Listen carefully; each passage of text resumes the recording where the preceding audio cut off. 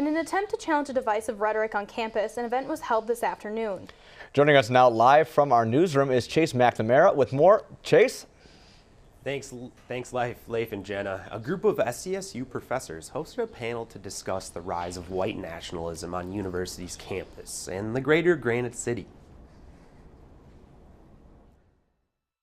When I think of white nationalism, there's not really much good that comes into my mind. Professor Mark Jade, Chris Lehman, Kelly M. Branham, and student Muhammad Mahmoud gathered in Atwood to help educate students. Well, first, I was very pleased with the turnout.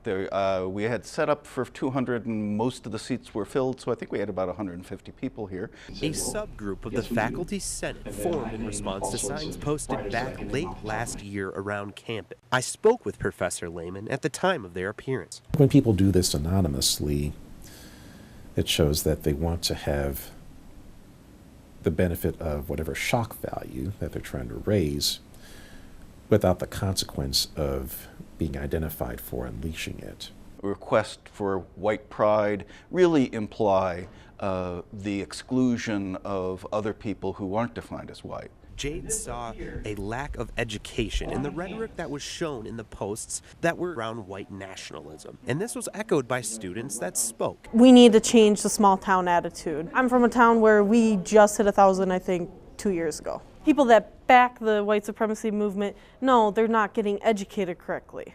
That's what I'm seeing now post high school. And a misunderstanding of what actually white means. Being proud of whiteness as a race and embracing the racial definition of whiteness as a physical type, which really is completely trivial.